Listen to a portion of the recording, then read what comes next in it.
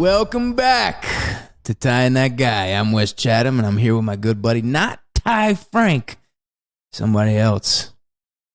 He's all a hunk of man from the great up north. He's got a cue ball head and a 3-inch penis. He's my good pal, Boomer. Woo! Yeah! Yeah, Boomer!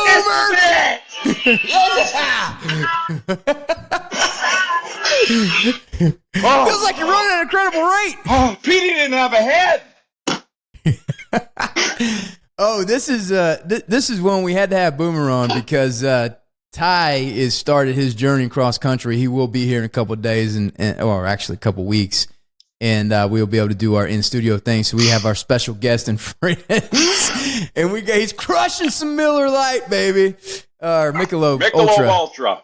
No carbs. Michelob Ultra. No carbs, zero carbs. So, Boomer, what are we talking about today, buddy? Well, you told me it's Dumb and Dumber. This is major. Dumb and Dumber, and I wonder why. Now, look, I'm a massive fan of Dumb and Dumber, and I was delighted. But I wonder why producer Joseph said if Boomer's coming on, you should do Dumb and Dumber. I know. I don't know how I feel about that. I don't know what he means about that. But how you been, man? I haven't seen you in a while, buddy. I'm doing great. Thank you for asking. Yeah. I'm single again. You know what happened? Well, you ever watch Dateline? Yeah. Well, I watched I was going to end up on fucking Dateline if I spent another minute with her, but we ended up breaking up, and it was very respectful, and we're friends now, which is rare. Like usually I hate all my ex-girlfriends, but this was right. And now I don't end up on Dateline. I could go on with my life and stuff, but honestly, I've been in 2 8-year relationships back to back, so 16 in the last 17 years.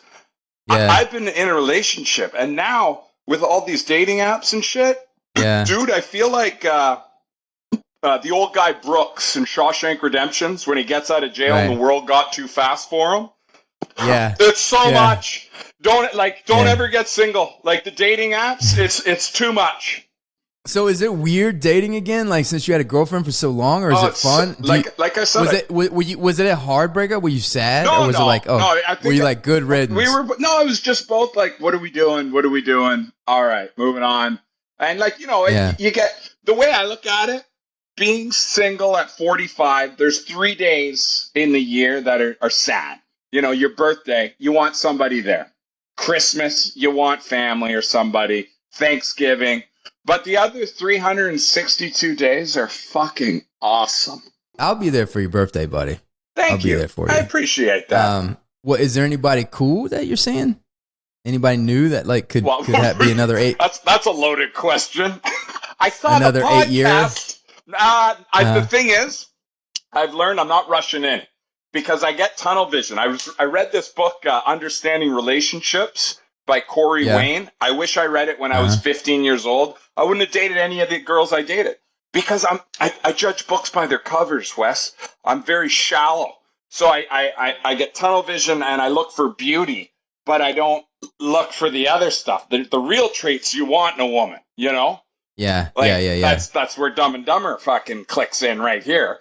But you remind me of a bit of a Lloyd Christmas because he's a hopeless romantic too. And I think the introduction to him in Dumb and Dumber is so perfect on so many different levels. Dumb and Dumber is a movie. So listen, here's the thing. I was not an Ace Ventura guy. I know you are. I know you were a big Ace Ventura guy. I know you loved it. I saw Ace Ventura for the first time. It didn't strike. It didn't hit me. The Mask, didn't hit me. Dumb and Dumber hit me. I had never laughed so hard in a movie, and it is one of the only movies that I can watch over. Like I can watch. There's no a max amount of time where I get tired of that movie. I just watched it again to prepare for this, and I was like, this movie fucking kills me. And I think Jim Carrey is a genius in this movie. I mean, a comedic genius in this movie. And people as time has progressed, I agree. I think Jeff Daniels is fantastic in the movie, and he's kind of gotten this more appreciated as time goes on of like what he's done in this movie. Yeah, and I think he's fantastic, and the chemistry and how they work off each other is great, and he's a great man. But Jim Carrey is Dumb and Dumber. Oh, I mean, you need each other, but like you need both of them, and there was like this kind of moment in the 90s where they would have these like buddy comedy type situations, but this is fucking like on another level. It was the best when that came out, and the fact that like I remember Jim Carrey from In Living Color. I don't know if you ever watched that back in the day. Yeah. That's when I was in. That's when I got into Jim Carrey. Ace Ventura, I wasn't sure. Oh, like I remember Fire Marshal Bill. Like, do you remember him? Like, where let me tell you something. They do this. I do it in my fire gear all the time. And he goes, let me tell you something. Like, he was the greatest. He did Vera DeMilo with the female bodybuilder. Like, hi, I'm Vera DeMilo, female bodybuilder. I thought it was Veracusa. It was Vera DeMilo. Vera DeMilo was Veracusa. Veracusa, I think, was the character she was playing, but Vera DeMilo was the female bodybuilder. I used to call my ex-girlfriend. I'm like, you remind me of Vera DeMilo, Casey. She'd get all mad. That's not funny. Dude, he was so gifted. He was so great on A Living Color. He killed me. He's from Toronto. Remember when he played... You remember the Star Trek spoof they did? And he goes, "Are you out of your Vulcan mind?" Oh yeah, there's so many good SNL. Sorry, In Living Color sketches. But like the first time you see Lord Chris in this movie, good way to pull it back. Good job. Is the best way to set up the character, because number one, I'm dying laughing within the first 5 minutes. Like, he pulls in, she says she's from Austria, and he goes, "Oh, good day, mate. Let's put another shrimp on the barbie." It's such a fucking. And he does he gets with the thing, just the little details, like, and that's all Jim Carrey. And then when he's like, all right, and then when he starts walking up to the front, you immediately know so much about him. He's kind of like this hopeless romantic guy. He's a fucking idiot. He doesn't know the difference between Austria and Australia, and he's driving the fucking limo, and he's acting like it's his fucking limo. So there's like, and so in terms of like setting up the character, setting up expectations. And I'm dying within the first 5 minutes of the movie. It's the best. And even like when I'm trying to think how they introduced Jeff Daniels, Harry in it, but he's dressed as a dog, and they're driving. He has the dog van, and he's driving, and he's giving the sandwiches to the dogs and the thing. The dog thing, it wasn't as funny to me. It's like, I get it. You've spent your life savings on that's kind of funny, but like the whole thing where he's feeding the things at the end. But when Jim, what I've appreciated more in this, so this movie usually will kind of go in like first act, second act, third, like kind of the struggle, like why this movie works, why it doesn't. But this is the type of movie. The plot is just like the scaffolding to give Jim Carrey and Jeff Daniels a platform to do their thing. It's kind of like Airplane-ish in a way, where they're just like fucking cracking jokes left and right. But the subtlety is some of the stuff that I missed when I was younger. Like, just even like, where are you going? To the airport? Flying somewhere? Yeah. Just how did you guess? I saw the luggage. Like, he still goes, I saw the luggage and saw the plane ticket. I put two and two together, And you got to think, like, how much of that was just Jim Carrey being Jim Carrey? Like, there's so many parts in that movie where it was just him being him. Like, they landed on the moon. That was just a take. That was just him going off. Like, we landed on the moon. Yeah. Like, some of the best. No way. We landed on the moon. We landed on the moon. Same with drinking big gulps. Yeah. You're getting ahead of us, but yes. Sorry. Yeah, that's it. Yeah. Big gulps, huh? Well, see you later. See you later. So, the way that they say, he immediately falls in love with this girl. And what's great about that whole sequence when he drops her off at the airport is that his movie that he's in is a love story. Even the sound cues, the music. The needle drop. Yeah, the music drop. So the way that is so funny and the way it works is because he is dead set that this is a love story going on. So he's seeing two different reality. He's seeing a different reality than what she's seeing. And that's what's fucking hilarious. And then she like goes to talk and he's like, shh, and like smashes her lips because he thinks that they're like having a lover's goodbye. He thinks it's Casablanca, like, you know? It's the best. Yeah. Yeah. And then, but you know, so the way that they introduce these guys as losers and they come up and they sit down and even their dream, like their highest aspiration is to have a worm animal store. Where they sell just worms. We got worms. Yeah, we got worms. When did you first see the movie? This movie? Dumb and Dumber? Yeah. Oh, as soon as it came out, I went to the theater to see it. What was your first impression of it? It was the best because I was a huge Jim Carrey fan. Like I thought I was Jim Carrey. Like in high school, I'd be doing all his fucking impressions, walking zany, being an idiot. Like I thought, like that, he was my god. He was a god to so many comedians, guys my age. So yeah, I went and watched that, and it was just like.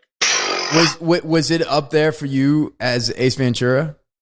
I liked it better than Ace Ventura. Oh, good. Like I think Ace Ventura is hilarious. I love Ace Ventura 2. There's some scenes in Ace Ventura 2 where he comes out of the rhino. That kills you? Oh my god! Like I still laugh. I'm a grown man now, and I laugh my head off. But yeah, when first time I saw Dumb and Dumber.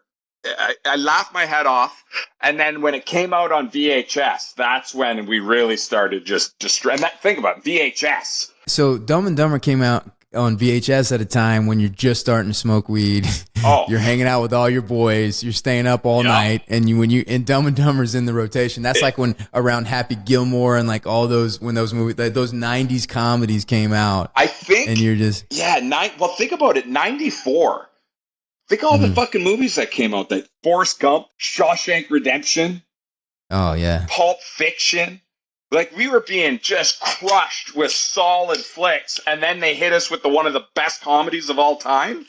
Well, think about Jim Carrey's year in '94. In '94, Ace Ventura came out, The Mask, and Dumb and Dumber. All to number one. And it was the Farrelly brothers' first movie. Was it the first movie, eh? It was their very first movie, and do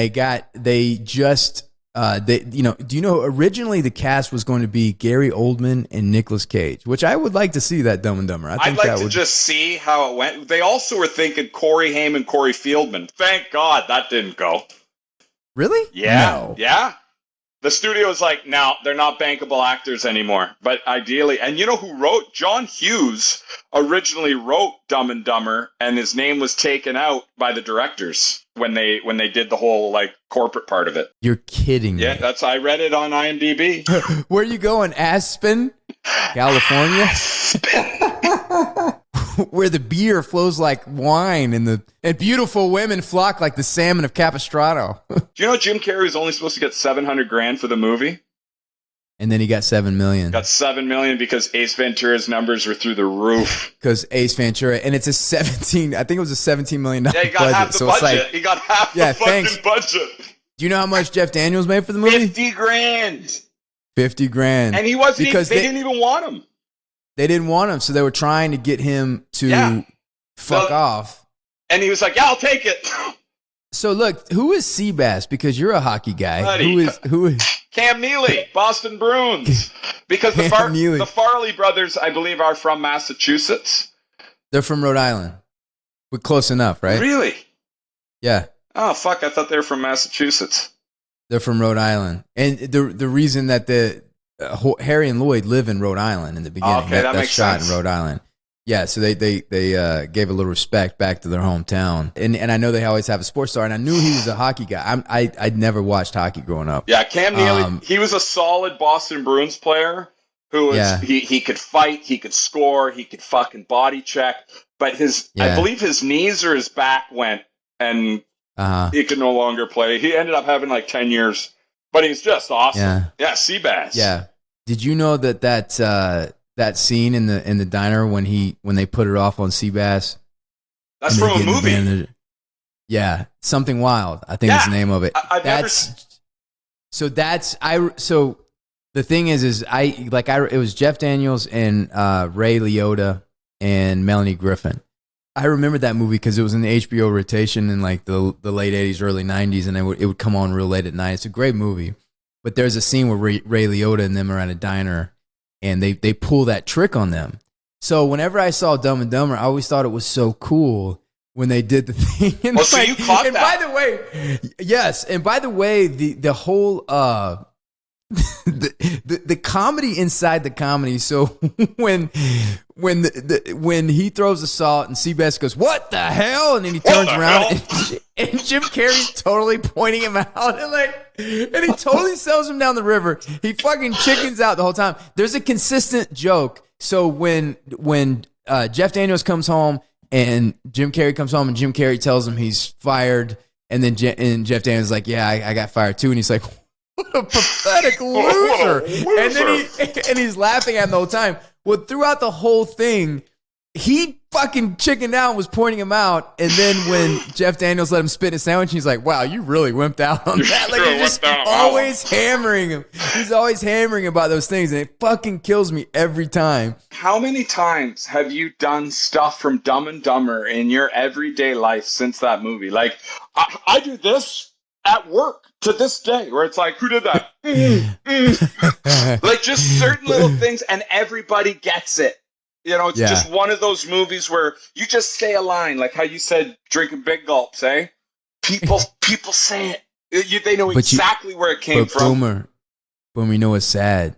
What? Is the sets that I've been on lately, you start dropping Dumb and Dumber jokes, and they've never heard of it. Some of these kids these days. There's kids these days that never heard the name Dumb and Dumber. Come on.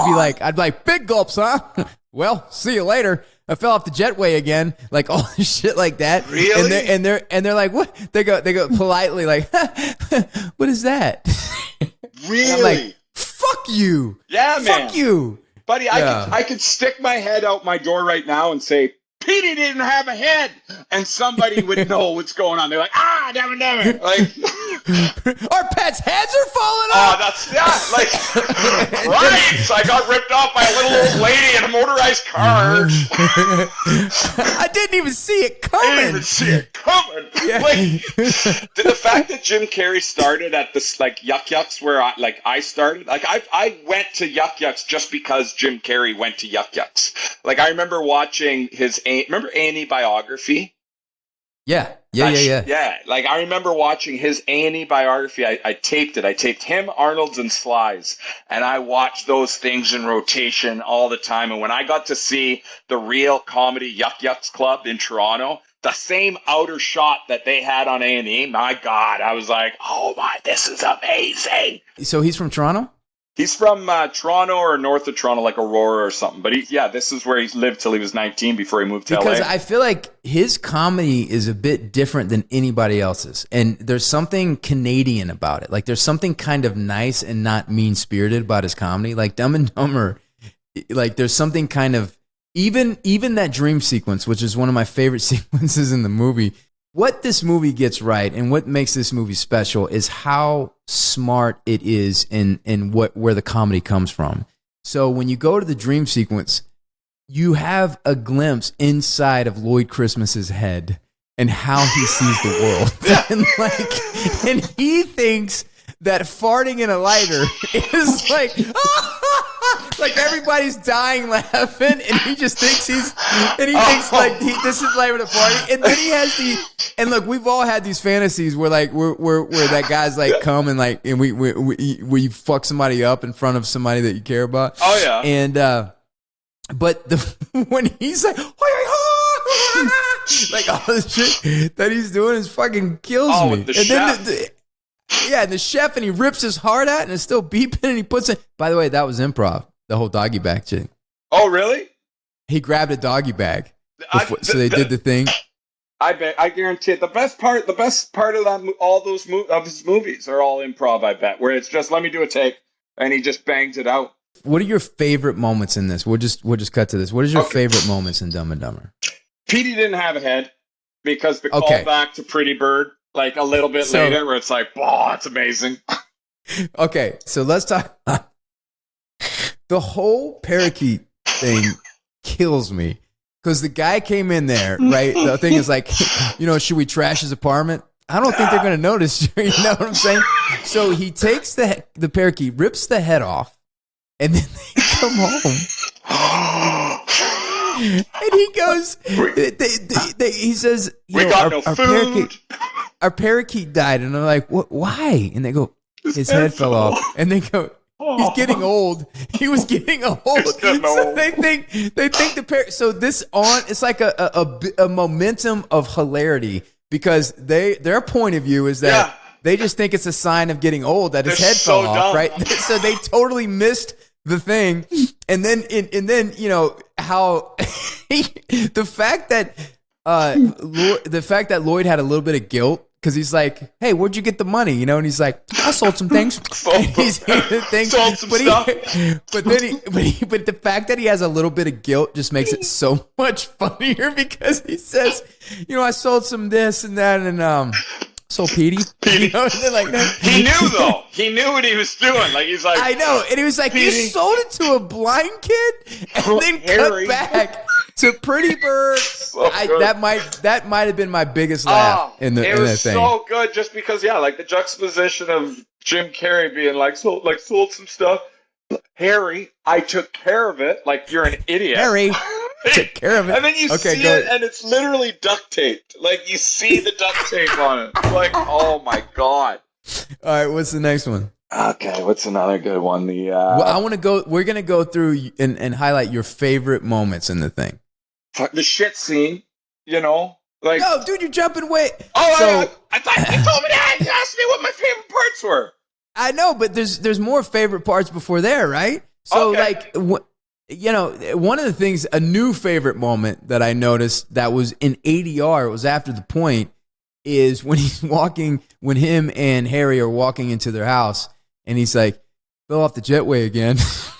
And it's just ADR, just so subtle because I never caught it before, and you're like, again, like all that shit, like so it's like he has this thing like that kills me. Anyway, go ahead. Like he's done it more than once. He fucking just flies off the jet. What's some other really like? How far am I allowed to skip ahead? Because I'm kidding. Go ahead. Do the. So you like the shit scene? Go ahead. Tell me about that. I like the peeing. Where he pees, he's oh god, that feels so good, and he tells him he has 2 pairs of gloves. You've had 2 pairs of gloves this whole time. Wait, don't. So let's talk about that pee scene. So again, it's like escalating comedy because he's like, they're on the road, they just pissed off Seabass. What happened in the movie? They catch up to him and they kill him, which is not something wonderful, something wild. So and then he's like, he can't stop. He's like, I gotta pee, and the whole like his facial expressions. The thing when he's peeing is like fucking kills me. But the see, we did that. We were on a hockey tournament in Minnesota, high school, movie just came out, and we were riding the elevator, and we were like, "There's more people, pick them up!" And we just grabbed them and pulled them in the elevator. Like there's so many parts of that movie that I just keep saying over and over for 10, 15 years. It's just been like now I only do it once in a while, but in my teenage years, all the time.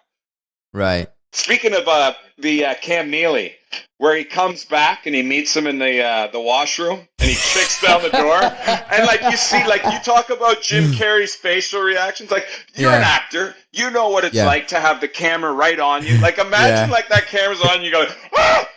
Like, oh my god, it's so funny, and like I'm in a better place. I'm in a better place. Like he's and that was Cam Neely's best moment where he's like he's shocked. Oh and then he's like, ooh. But he gave like, oh, it's time. He played that well. Like that. Yeah, he did. He played it well. Fuck me. Yeah, that was a great thing. Yeah. He did the eyes. You know, on Eddie Murphy Delirious, where he's like, yeah. That's what Cam Neely did. Cam Neely's like, like, I'm going to get a piece of this boy. It's so fucking funny. It's like, I'm going to take all that rage out on this boy, like in there. Another one I liked is, Harry, you're a terrible shot. Like, he just fucking empties the Kill him. All right, kill him. Like, oh, dude. God, you know what?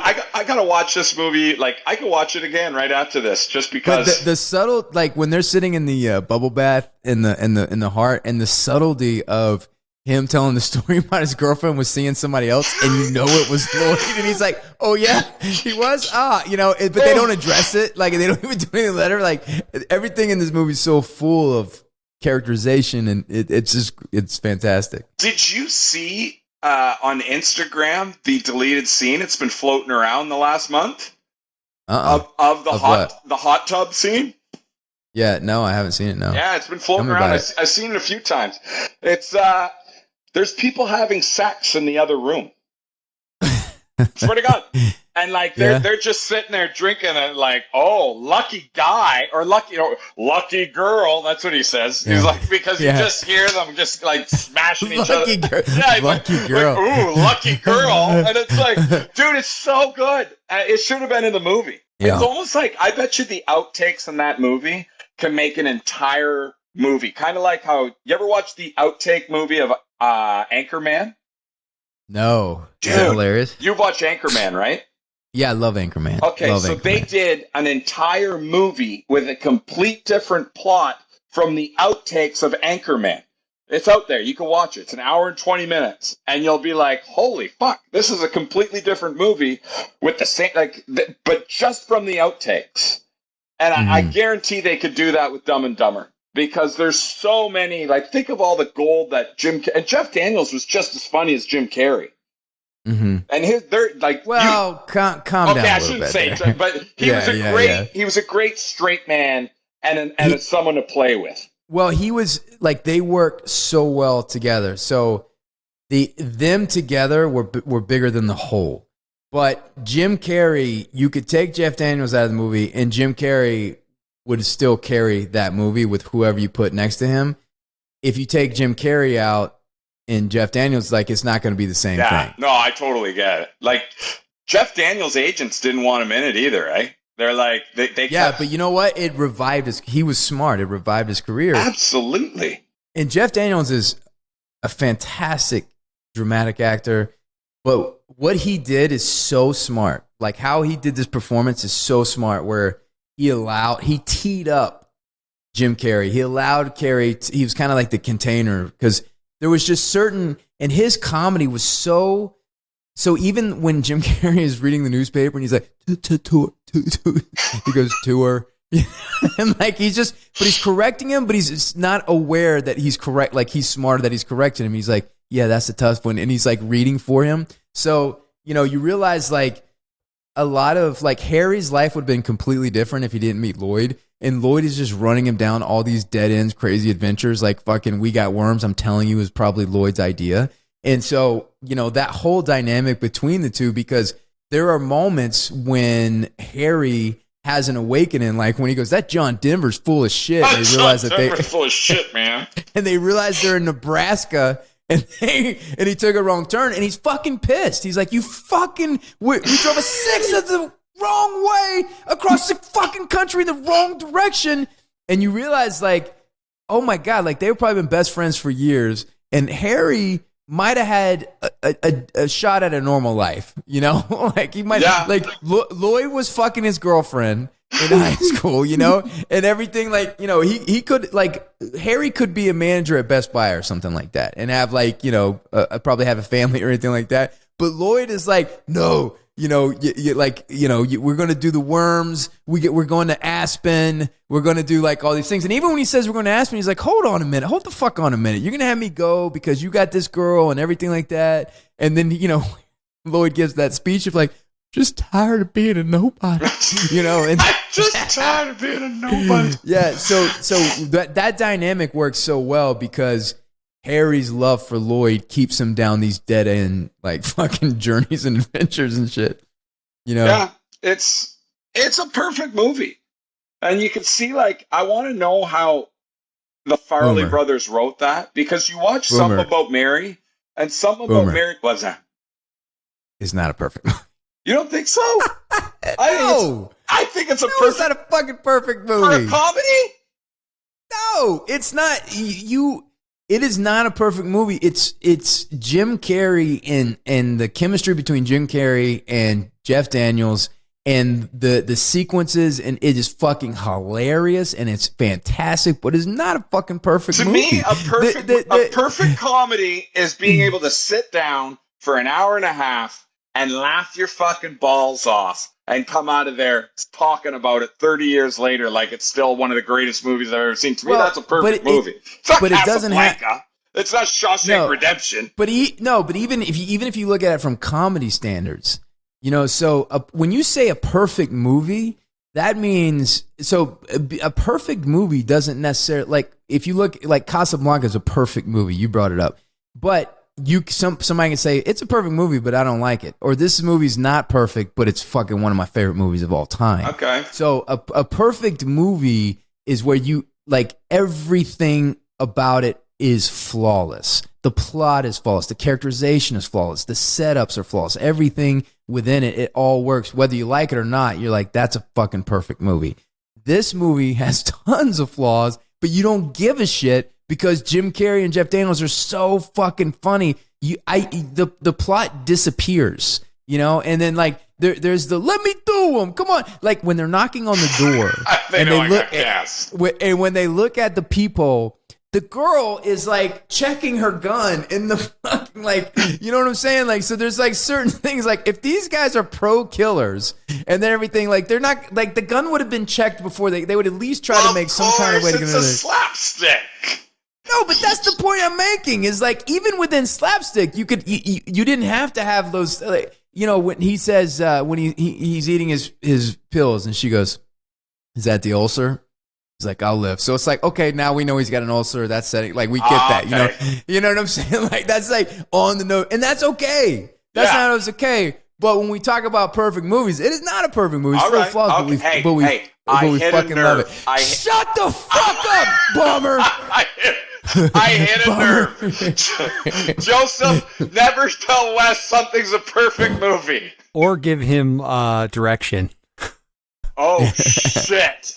I've done that. I don't know what you're talking about. It's okay. To me, and all the people listening, I think Dumb and Dumber is a perfect comedy. Mind you, I'm dumb. I'm a moron. I don't know fucking, like, you could probably go to the IMDb and look at the goofs in the movie, and there's probably a fucking 100 of them that I wouldn't even catch. But to me, it's like something that can entertain me, and I laugh, and still talk about it. To me, that's perfect. I'm willing to, I mean, look, if you want to think about a perfect movie, you got to think of, like, Roadhouse or Rocky IV. Like, that's a fun. Hey, I get it though. Hey, I'm not gonna lie, Roadhouse, not a big, like, I like Roadhouse, but not as much as Rocky IV. Okay, Joseph, are we doing Simply the Best? Yes, we are. All right. Tina Turner. So you gonna cue that up? Or do you? Oh well, let's have Boomer. Let's have the choir singer. Boomer. Sing. Give me a little. Simply the best. Is that what we're doing? There we go. Alrighty, guys. Oh, dude, we got to pour a little out for Tina Turner. Yeah, it's really I know. bad that we lost her. 82. I didn't know she was that old. Yeah. Alrighty, guys. Who gave the best performance in this movie? Oh, Jim Carrey. Oh, Jim Carrey. That's what I thought. Okay. I know it's kind of a giveaway, but the best almost use of nudity. What scene? Oh, when he lifts up her. It's either the skirt or the headlights. Well, the skirt is so random. Gosh, it's like, what the fuck is that about? Like, he just, like, lifts up the skirt and then puts it down. Yeah. So, and he couldn't even see it. One. He couldn't even see it, but it was like, it was for the camera. All right. What was it rated? Sorry for interrupting, probably guys. What PG. was it? I would assume. Maybe. Like, it's got to be more than that. It's got to be PG-13. No. I'll find it out. But okay, sorry. Best line. Best line. We got no job. We got no foods. Our pets' heads are falling off. I would go with that one. Or Lloyd, Petey didn't have a head. Fuck. We landed on the moon. Oh, I like that one. There's so many. I fell off the jetway again. It kills me. I fell off the jetway again. in with the good air, out with the bad air, in with the good air, out with the bad air. Like that whole scene with it would be a lot easier if you just stayed still. Every time we redo... Or you know, senior citizens. Oh gosh. Oh yeah. Senior citizens can still serve a purpose while being old and not a good drivers. You can still serve a purpose. Nice. Yeah, that would be up there. That's one of the best ones. And it was a PG-13. You're right. Okay, so what would you say was the best joke or prank? When they killed the guy. when they killed the gas man. Yeah, the gas man, and he comes back with the fucking the blinds on his arm. You remember how he falls into the window and he's going. Dude, every time we pills are good. Pills are good. I still say pills are good. Anytime we have to give an pills aspirin, are good. Pills are good. Yeah. Or the where he's feeding him the lacto. What's it called? The X-Lax. But what's it called though? Remember, it was like colon blow or something. I'll have the B-roll in here so everybody will see it. But okay, so what would you say? Who had the best outfit, or what was the best outfit? Because at the end, they had so many crazy. When they go to that event. I like when he smacks them in the back of the knee, and they're both wearing those 80 velours 70s. Yeah, and when he puts out the vibe. That kills the butt me. vibe. Oh no! The best outfit is when they go on their first spinning spree, and Jim Carrey's walking up the stairs with the furry boots.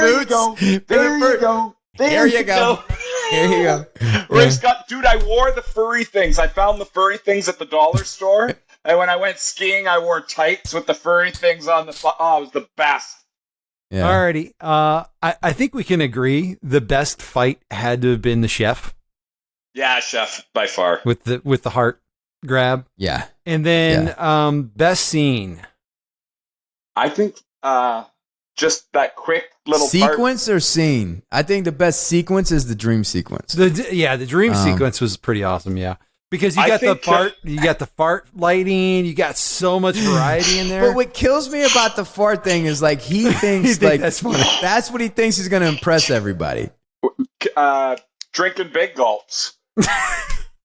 Yeah, because it's so gulps, quick, huh? and that was all improv. Like those two guys were just sitting there watching the scene, and the Farley brothers put them in the scene and said, "Hey, you two can't talk because then we'll have to pay you." And so they just stood there, and Jim Carrey was expecting the actors to say something, and they didn't. So he's like, "Oh, well, see you later." And like, it's perfect. It's so funny, and it's all just created organically on the day. What's going on, guys? What's going on? Big gulps, huh? Big gulps. Hey, guys, drink big gulps, huh? Well, see you later. Alrighty. So, what the patrons would like to know, for both of you, what is the most annoying sound to you? Real life? Yeah, real life. What is the most annoying sound to you? Dude, my kids' iPads. Ooh. What kind of iPad sounds? Well, like if they're in anything like that noise, like if they're watching their iPads in the back when I'm driving, and they got one show here and another show there, and it's like blaring, it drives me up the wall. Yeah, that'll do it. That'll do it. Living in Toronto right now, the whole city's up with construction. Oh. So I would say it's a good close race between somebody cutting concrete with one of those steels or that suction machine. Like that great big truck that just sucks shit out of the ground. It's like a vacuum, and the decibel level is like 80,000 decibels. It's so loud. I would go with that. Or just my voice yelling for no fucking reason at any given time. Have either of you been to Aspen? Yes. No, I've never been. I've been there. Are you gonna like live in Toronto forever?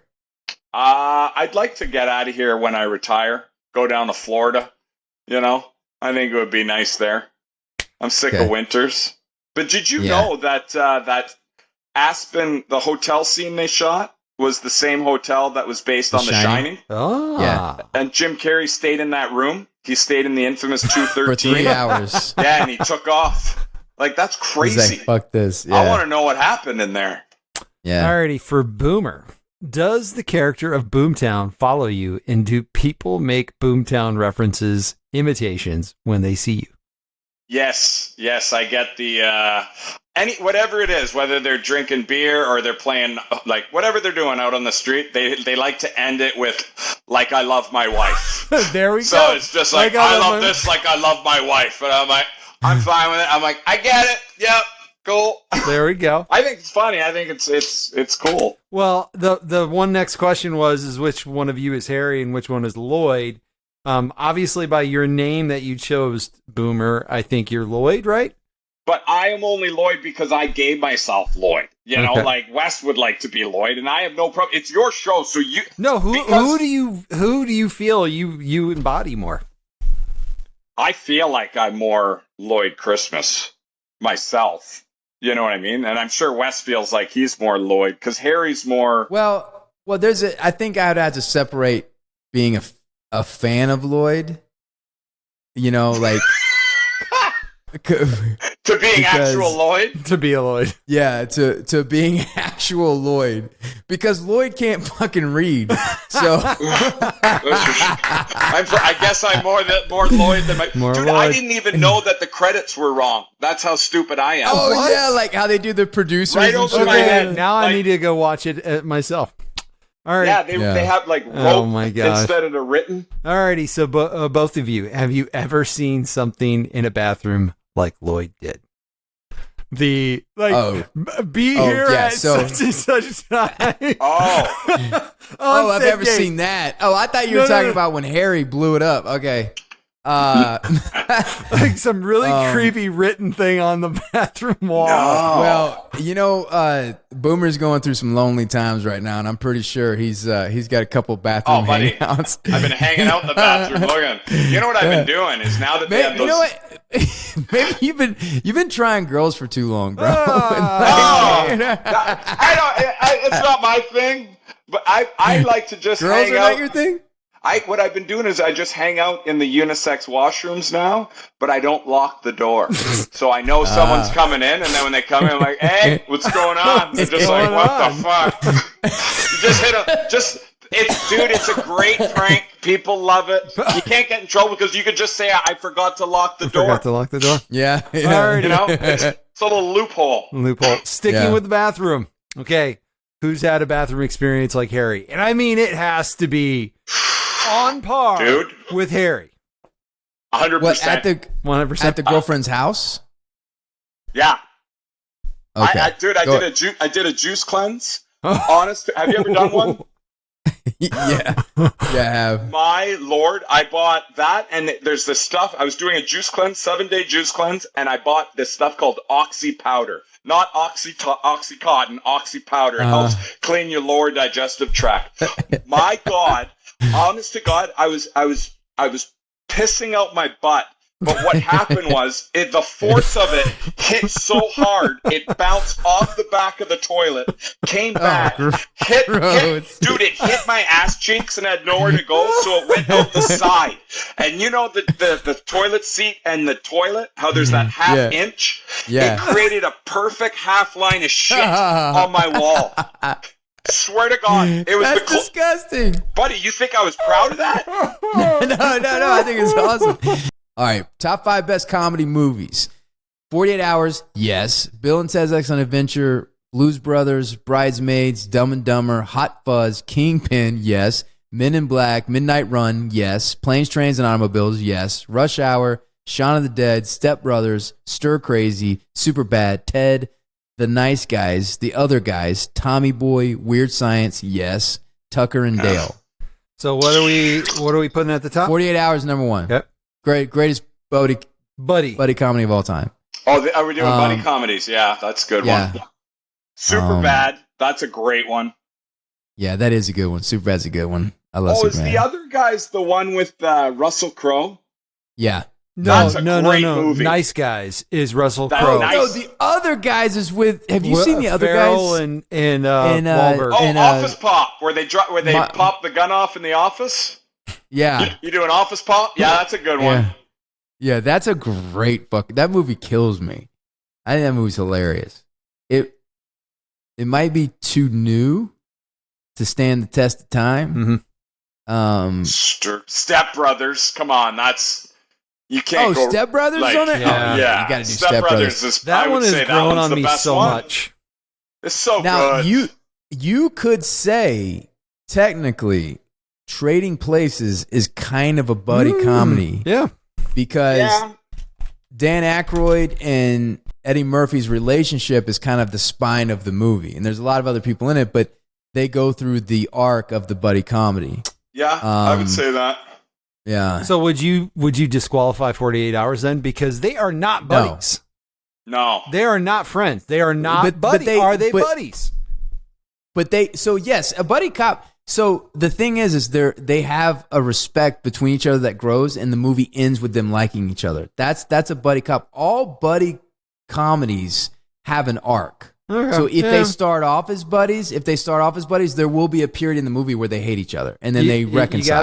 You got a point there. You got a point. And so 48 Hours starts off where they're not buddies, but then they at the end of the movie they like each other and respect each other. So that becomes a buddy. We need our top 5, and we got a lot here. Tommy Boy's up there, man. Tommy Boy's a Black Sheep. One of those two. Well, it's got to be Tommy Boy. Not on there. Tommy Boy.